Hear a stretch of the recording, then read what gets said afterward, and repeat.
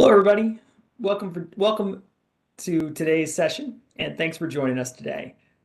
We're going to go ahead. I'm going to give 2 minutes for people to join who might be running a little late. So please sit tight, and we're going to start at 2 minutes past the hour.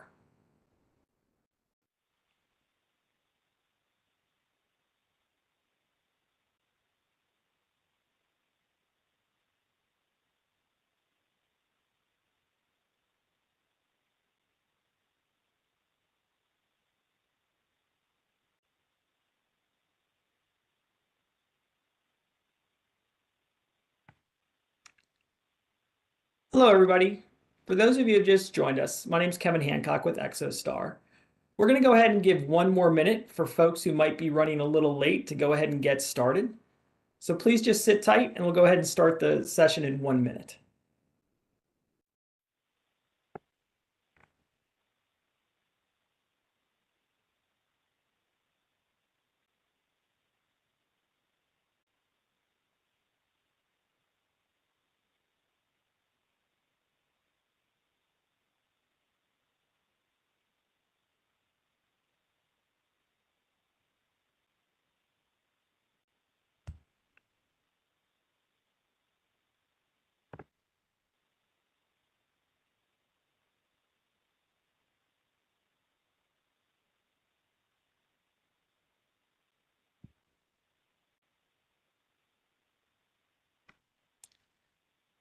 All right, everybody, let's go ahead and get started. So once again, my name is Kevin Hancock with Exostar, Director of Solutions here. And thanks for joining me and David today at CMMC NIST Policies Make Sure They Are Ready.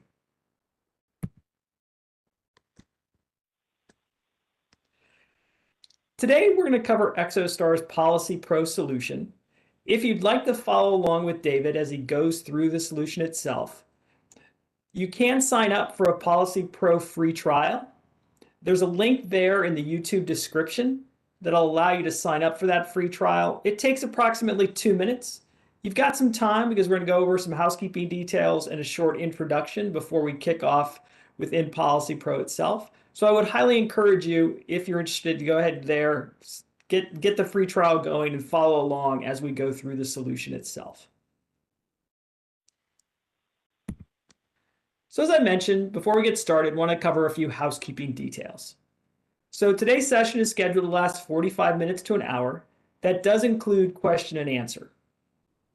The question and answer will be done via the questions you submitted when you signed up for the session today. If for some reason there is an outage, please wait for a minute and just refresh your page. If that doesn't work, you can also use the link that you were sent via email to get here. For your convenience, there is a link in the YouTube description to a glossary of commonly used terms, acronyms, and initializations that will be referenced during today's webinar. This webinar is being recorded. It'll be available on demand via the Exostar resource library. That can be found at www.exostar.com/resources anytime after the event. You can also access the recording via the YouTube link you were sent via email. If at any time you'd like to speak with one of our industry experts, you want to get a copy of this slide deck, you can reach out to us at cmmc-team@exostar.com via email. We also have live chat enabled on our website at www.exostar.com. That's available on any page. So just go there, chat with one of our experts, let us know what you need. We'll be happy to help you. So with that, let's go ahead and get started. So again, my name is Kevin Hancock, Director of Solutions at Exostar, and I'll be the host for today's session. I'm joined by David Rowe of ISMS Solutions. David, you want to take a minute and introduce yourself?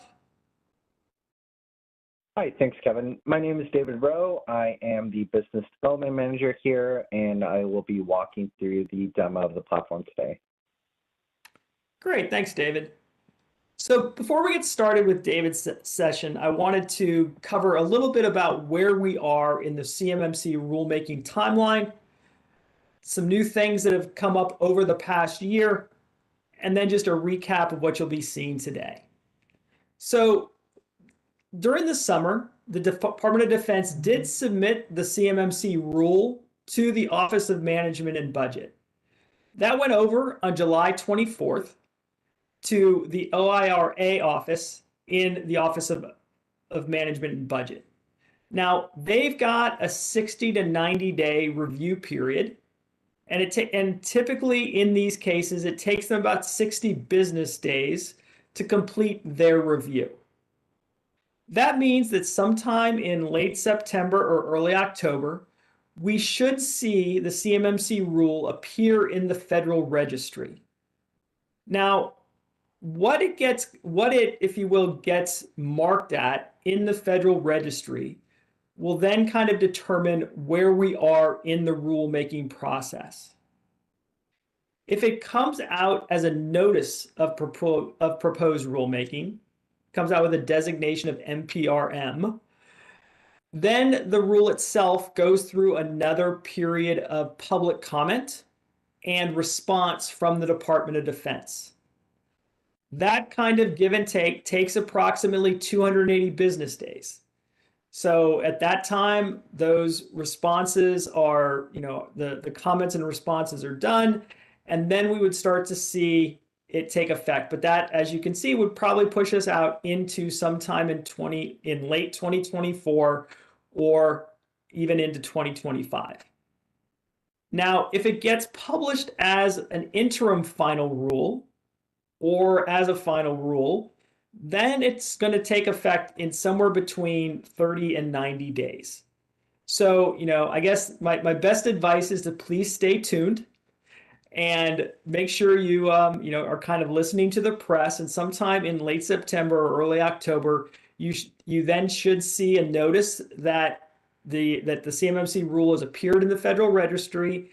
And what you'll want to pay attention to is what it has been published in there as a notice of proposed rulemaking or an interim final rule. And then that would give you a better indication of when CMMC will actually take effect. But with that said, there have been some updates in DFARS clauses over the past year. Back in March, DFARS 252.204-7024 took effect. This allows Department of Defense buyers to consider the risk scores. Those are those things that are maintained in the Supplier Performance Risk System, the SPRS system, that gathers various metrics around how suppliers are doing in their efforts to supply particular parts and services to the Department of Defense. That SPRS system, as you hopefully know, one of the inputs into that overall risk score is your score and your assessment of how you're doing against NIST 800-171. So that can now be taken into effect by the Department of Defense when they're considering the bids on their contracts. Now, the SPRS system is only available to the Department of Defense, but what we have heard from a number of folks that Exostar works with is that the large prime contractors are also starting to reach out to their subcontractors and asking about what their SPRS score is, how they're doing on their NIST 800-171 assessments, and on whether or not they're ready for CMMC2. So it behooves you to, if you are in receipt of controlled unclassified information, if you process or create controlled unclassified information, to adhere to the NIST 800-171 standard. And the reason for that is kind of as you see here, because if we look at what needs to be done today as far as DFARS contracts, you need to be compliant with NIST 800-171 if you've got contracts or you're a subcontractor and your subcontract includes DFARS clauses 252.204-7012, 7019, or 7020. All of these clauses require adherence with NIST 800-171 if you either receive, process, or create controlled unclassified information. 7019 is the clause that says you need to do a self-assessment, score yourself on that assessment, and the way you score yourself is to walk through those 110 controls, decide whether or not you've implemented a particular control, and you have the supporting policies and documentation and evidence that shows that you adhere to that, and then score whether or not you've implemented that control or not. And then you take that overall score and you input that into the SPRS system under your CAGE code. This is a self-assessment and a self-attestation, if you will, of how you're doing it against NIST 800-171. As part of that overall process, you should have created a system security plan. And if you don't have a control or if you have a control that's not implemented, you should have created a POAM, a plan of action milestone of when you're going to address or when you're going to implement that particular control. And then as you move on throughout the year and throughout your throughout your lifetime on that contract, you should be updating that SPRS score as you close those POAMs for those items you haven't yet implemented. So this is what most folks today would be doing. And if you're not, hopefully what David shows you today with Policy Pro will allow you one step closer to make sure you're doing these things in a manner which will allow you to create that self-assessment score. So what David's going to talk about in just a minute is about Exostar's Policy Pro.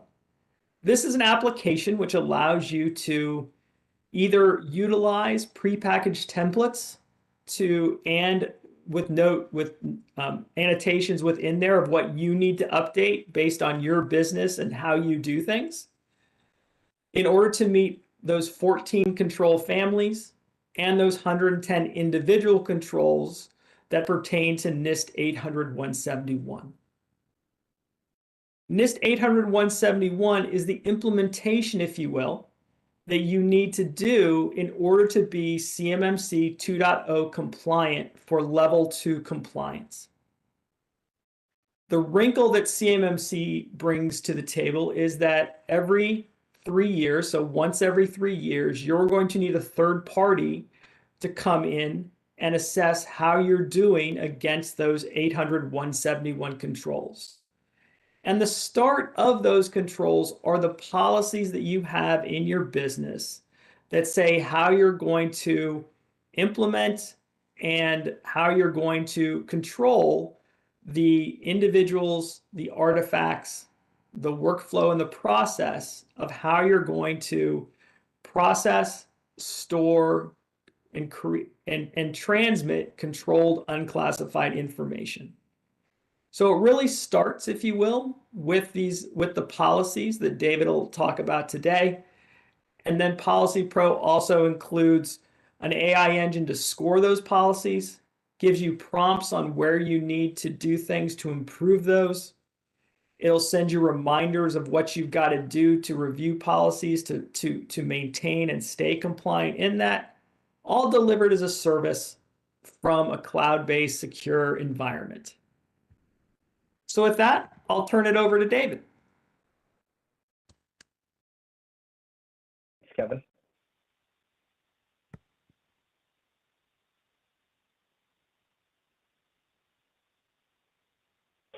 Okay, so hopefully everyone can see my screen now. Like Kevin mentioned earlier, and thank you, Kevin, for the great overview on where we are with CMMC today. As you can see, as whether or not CMMC comes sooner or later, you do eventually need to get compliance, and even in today's world with the DFARS clauses, you do want to make sure you have your policies in place to be compliant with those DFARS clauses and to make sure that you have your policies around NIST 800-171 policies, as well as the controls associated with that. And so Policy Pro is really the tool designed to help you and your organization with that process. So whether you are just getting started with your cybersecurity program and you have nothing in place, no policies, or maybe you're further along and you already have all of your policies, or somewhere in between, the tool can help assist you regardless of where you're starting. So with that, we'll start off with our policy building tool. And our policy building tool is designed to help your organization create those policies. So whether you need to create 14 policies, or maybe you just have a few gaps here and there and you want to create policies for those, certainly you can take a look at the trial version and take a look at all of the different policies as well.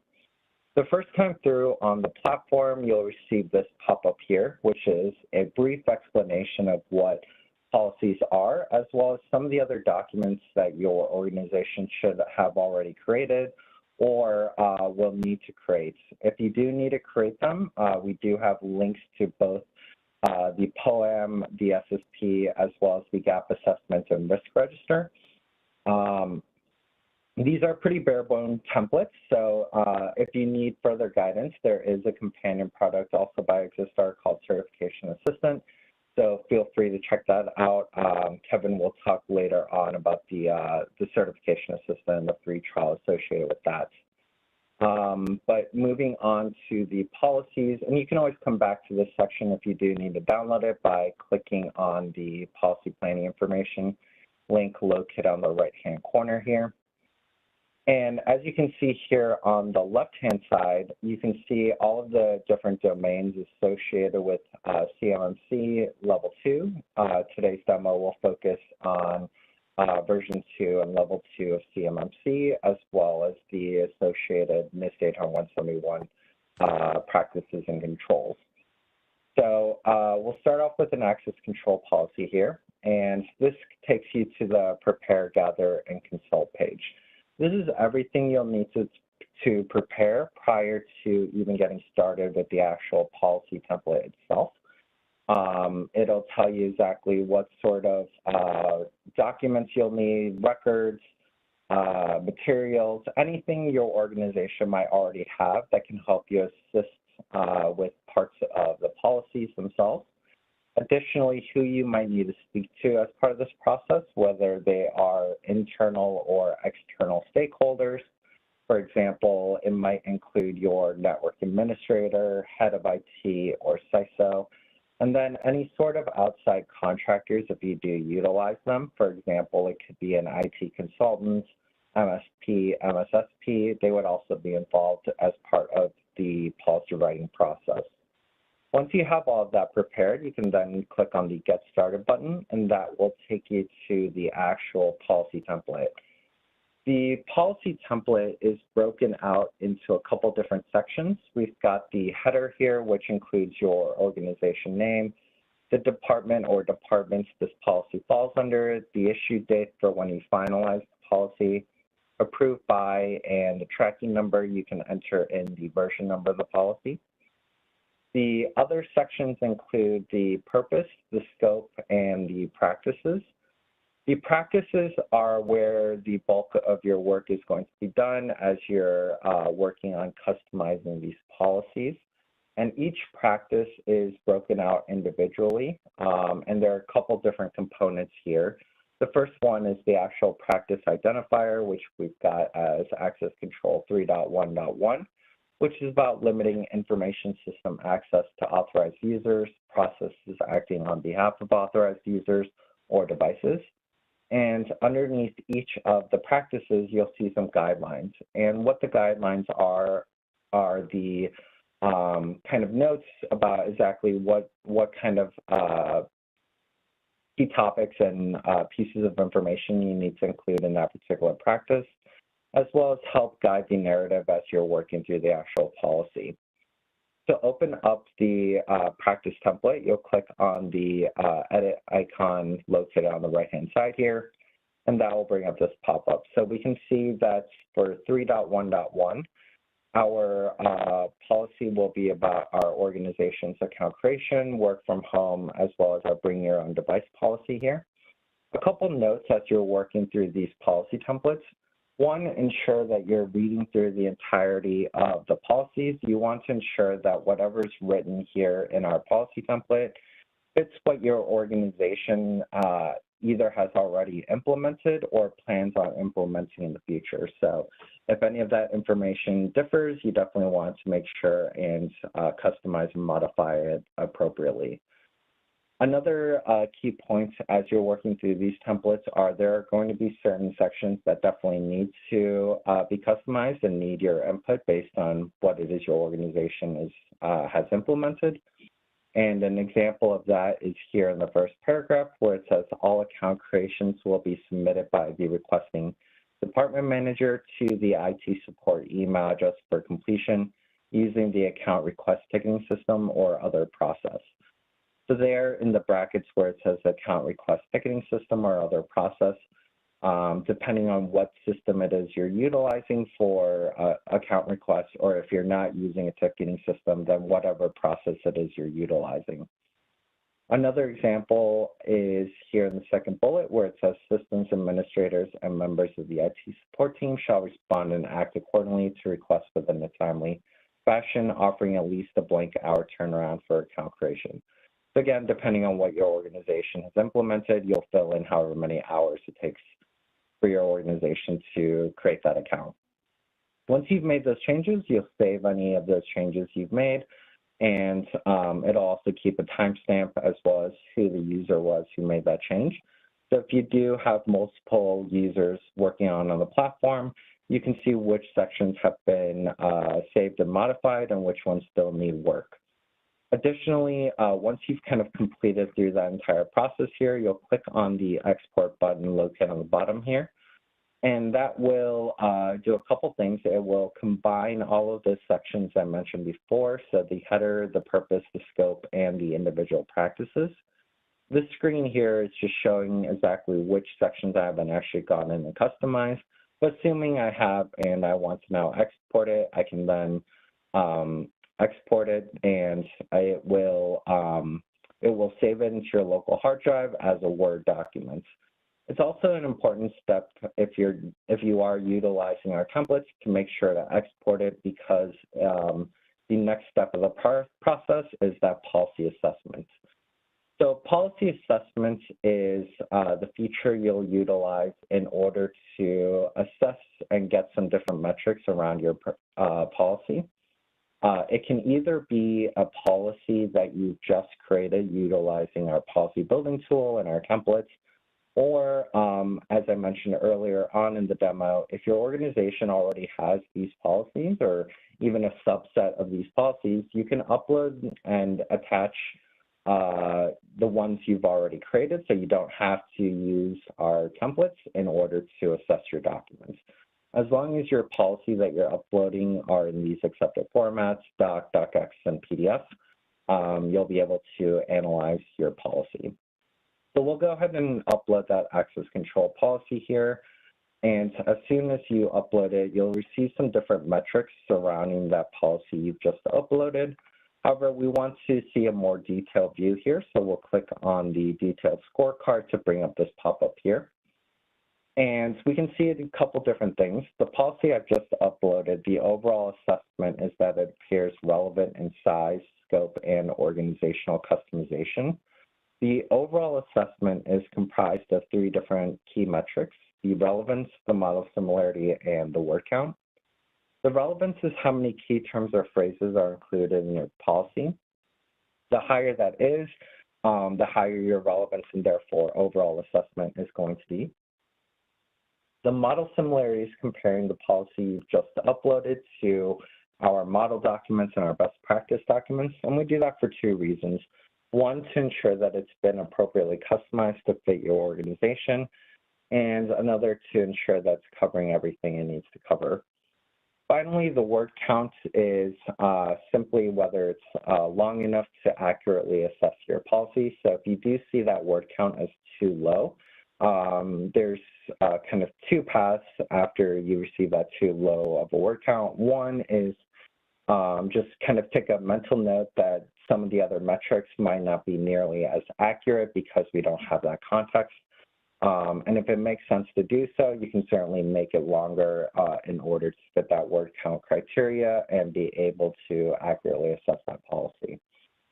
The overall score for the policy I've just uploaded is 70.5%. A note about the overall score, it's probably not what many people are used to in terms of an academic score, meaning 90% as an A, 80% as a B, etc. Our overall score is actually a relevance score, and it's based off a threshold. So anything above a 50% is a relevant document. So you know your policy is on the right path. And the way you can tell if your policy has everything it needs to have is actually through our key elements not included, or KENI for short. So our KENI is what exactly is missing in your policy that you should be looking to include in order to meet all of the practices and the requirements listed within CMMC, as well as the standard itself, the NIST 800-171. So we'll take a look here at our control KENIs, and we can see the first control KENI here is CUI, non-public information. We got some additional information here, which is exactly what control that control KENI is associated with, which is access control 3.1.22, controlling information posted or processed on publicly accessible information systems. Underneath that, we have the discussion, and the discussion comes directly from the standard itself. So if you're unsure exactly of what 3.1.22 entails, that's the discussion directly from the standard itself. The documents for examination are going to be any other sort of document, record, material that your organization might already have created that can help assist you as you are working on rewriting and revising your policy based on that control KENI. So some examples of those types of documents might include your security plan or a list of users authorized to post publicly accessible content. Again, any sort of document or record or material that might help assist you. Now, the general policy, and one more thing before we move on to the general KENIs is certain control KENIs, for example, FIPS here, are tied to multiple controls. For example, it is tied to access control 3.1.13, employing cryptographic mechanisms, as well as 3.1.17, which is about protecting wireless access. So in the case of a control KENI tied to multiple controls like this, you want to make sure you're addressing it in each control that it's referenced under. Now, we also have general policy KENI terms, and you'll notice one difference here, which is there's no collapse all, expand all button. And the reason for that is these general policy KENI terms are not tied to a specific control. Some of these are more generic to just the policy itself, and again, not tied to a specific control. So you do want to make sure to definitely include all of the control KENIs and take a look at the general KENIs and see how you can utilize them in your policy in order to have a holistic policy that addresses everything an access control policy needs to address. If you do want to work on any of this information offline, you can also export it as a PDF as well. That way you can save the current kind of metrics of your policy, and you can upload it as many times as you want on the full version. The free trial version is limited to 3 uploads, so just keep that in mind if you are working on testing some of the policies that you've either created using our tool or any existing policies you might have. One last feature in the policy assessment is this management approval. So I'll go ahead and click this, and we can talk more about it in our dashboard. So the dashboard is where you'll come to see all your progress in your work throughout the platform, whether it's creating policies using our policy building tool or assessing and uploading policies in our policy assessment feature. You'll see all of that reflected here in the dashboard. So if I scroll down, I can see my latest policy that I've just uploaded. and all of those different metrics I mentioned earlier. The green check mark here in the management approved is my latest version, and that's important to make sure to keep track of which policies are your final version, or at least your current final version of your policies, to ensure that everyone in your organization is working off of the same version. You don't want someone working on an outdated policy that might not be relevant to your organization based on your implementations. So I definitely want to keep track of that. Another important part of it is that senior management is involved in the policy process and are checking off on that policy as well. So one way you can keep track of which policies have been approved is through that management approval feature, which also timestamps it as well as which user approved it. Now, as I mentioned earlier about the scoring, as you are working on reducing your KENNYs, both the control KENNYs and general KENNYs, as long as your score is above a 50% and your score is trending upwards, you're on the right path. You're never going to hit 100%, nor is it required. As long as you're working on reducing those KENNYs, you're on the right track to make sure you have everything a proper policy needs. If at any point during this process, whether you're creating policies or assessing policies, and you need some additional guidance and some help, we have our reference library here, which contains various links to resources across the web, mostly from the NIST Institute itself. And we can scroll down here and just keep on with the access control example. And let's say I had issues or trouble understanding exactly how to write a policy effectively for maybe VPNs or firewalls or mobile devices. Again, any sort of topic that's related to an access control policy will be hyperlinked here, so you can certainly go to the appropriate section and learn some additional information. All of that for the demo today was done in level 2 of CMMC version 2. If you know or are unsure of exactly what level you need to be going for, you can certainly start with the level 1 by switching over and clicking on that button. So you can see here that level 1 contains just those 6 policies compared to the 14 policies in level 2. And the 17 practices associated with those policies. So that was the broad overview of the platform. Hopefully it's been a good overview of how to utilize the tool in order to begin your journey through getting compliance. So if you're unsure of where to get started, Policy Pro is definitely a great place to get started. And I will turn it over to Kevin to kind of finish off today's webinar.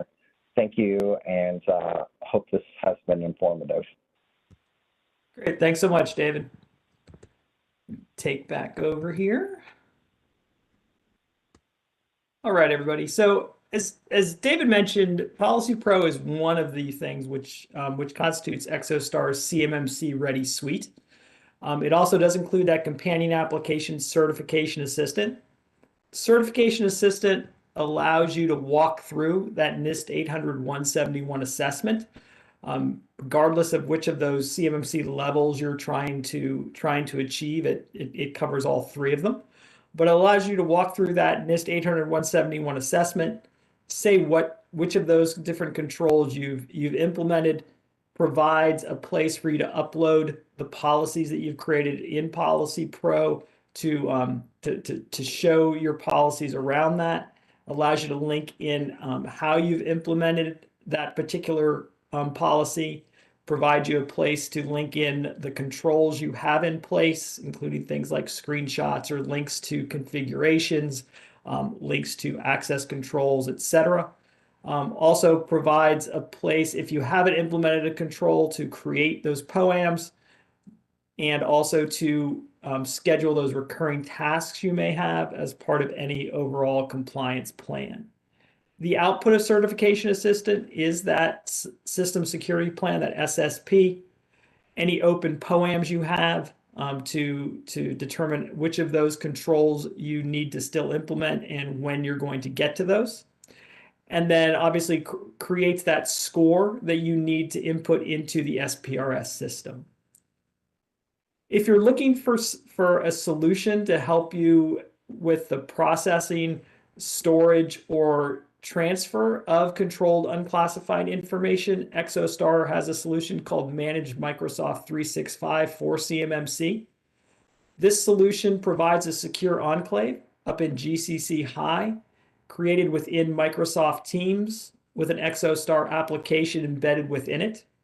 This creates a secure area to both create those teams, invite users from your organization or external organizations, and then creates teams within Microsoft Teams itself as the place to store, process, and even transmit that's controlled unclassified information that you may receive. If at any time you need some assistance from a third party to either do a readiness assessment or an overall assessment of how you're doing in achieving compliance, Exostar has a number of partners that you can engage with to help you in that. They typically utilize the Exostar tools here to get you ready to pass those third-party assessments once CMMC is implemented, but also let you know where and how you're doing against NIST 800-171 today. I want to just remind everybody before I finish up here that there is an exit poll there in the YouTube description. We'd love to get your thoughts on how we did today, get your feedback both on that, but also get your suggestions on additional topics you'd like to hear of in the future. We use this to help us determine what topics may be of interest to Exostar's customers, and helps us determine the future of these. As I mentioned, we did receive, I think, 3 questions before the session today, so I wanted to cover those before we wrap up today. Those are here. So the first one we got was, if we use government cloud programs that store and transmit data, is it necessary to have anything different? So with most cloud solutions, there are a couple things you want to check off. The first you want to make sure is that cloud solution is either the vendor of that cloud solution themselves are NIST 800-171 compliant, and that particular cloud solution is a FedRAMP moderate or FedRAMP moderate equivalent solution. Those are the things that NIST 800-171 calls out as part of its implementation guide if you're utilizing a cloud service to provide a solution to assist you in the NIST 800-171 compliance. Now, you will still need to do some additional work. You've still got to be the person who holds that NIST 800-171 assessment and that overall CMMC program, because that's not necessarily an assessment of your cloud solution. It's an assessment of your overall organization. So most of these solutions will also have something that's called a shared responsibility matrix. That shows you the things they do across NIST 800-171 to ensure that their solution meets the necessary NIST 800-171 controls. But it also points out those additional controls, like typically access controls, and what you're going to do on your premise to ensure that the connections to that service are secure, and what you're doing to ensure that only certain users of your organization and those kinds of things have access. It'll typically, one of the other shared responsibilities is training around controlled unclassified information, et cetera. So there are some additional things you as a business need to do to ensure that NIST 800-171 compliance. For number 2 here, has a hard deadline for full compliance been released by DoD or NIST? Hopefully you saw that when I started today's session. So we're still in the rulemaking process for CMMC.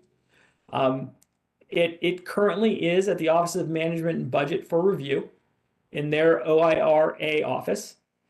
That office is scheduled to release it to the Federal Registry sometime in late September, early October. And then depending on which kind of rule it is designated, that will determine when CMMC takes effect. So still not, it's not there isn't a hard deadline yet, though there is if you're currently in a DFARS, if you currently have a contract that has DFARS clauses, 252, 204-7012 or 7019, that requires you to be compliant with NIST 800-171 if you receive, process, or transmit controlled unclassified information. 7019 requires that you do that self-assessment and enter your score into the SPRS system on how you're doing against those NIST 800-171 controls. So that deadline has been in effect for, I want to say, like 5 or 6 years now. So that's where we are today on those. On this last question I've got, is there a support contact established that an on-site IT admin can call to run through implementation scenarios to ensure it meets the compliance standards? I'm not quite sure what the person meant when they said it. So I'm going to answer this in kind of 2 ways. So Exostar is always happy to talk to our customers about how we deliver our solutions in a secure and compliant manner. So if in this case it pertains to Policy Pro, Certification Assistant, or one of our other solutions around CMMC that are offered out as a service to our customers, yes, you can certainly reach out to us and ask us about how we ensure those compliance standards. If this means your overall system and how your system meets compliance standards, there isn't necessarily a support contract. That's really where Exostar suggests one of our partners to come out with your organization and do what's typically called a readiness assessment. These folks are oftentimes C3PA organizations. Those are those certified third-party assessment organizations that are, if you will, what I want to say, certified by the Cyber AB, which is the certifying body of credentialed users for the CMMC body. Those folks are happy to come out and do a readiness assessment to see how you're doing against those controls, to get you ready for those, and also to let you know and also kind of provide that current SPRS score, that current list of POAMs you might have around it. So there's not necessarily in this case an IT desk, but there is a service or some partners that Exostar can connect you with, and we'd be happy to get you in touch with those if you want to reach out to us. So with that, we're getting ready to wrap up today. Just want to remind everybody about that exit poll again. And also just to remind everybody that this is one of Exostar's many different events around this space. We offer these workshops across each of our different solutions. So there is also a certification assistant workshop if you'd like to learn more about that. There is a workshop weekly about Exostar's managed Microsoft 365 for CMMC if you're looking for a solution to either store, process, or transmit that controlled unclassified information. And then we also have a monthly CMMC webinar. This month's or next month's session, actually in September, is going to be with an existing customer of Exostar to say how they've been looking to achieve their CMMC compliance. So keep checking our website for the actual date and title of that one, and that'll be posted soon. Well, also, if you want to get this deck, we've got some general resources for you to help out and find additional information as you need it. So again, if everyone could take that exit poll for me, I'd really appreciate it. That's there in the YouTube description. Also, again, in that YouTube description is a link to sign up for that free trial of Policy Pro. Feel free to replay this anytime. Take a look at what David showed you, understand how the system works itself, start using it, and get more compliant or if you will, a little more ready for CMMC as we start that countdown to compliance. So thank everybody for joining us today. Again, feel free to reach out to us if you have any additional questions. Thanks and have a great day. Thanks so much, David, for joining me today. And you also have a great weekend.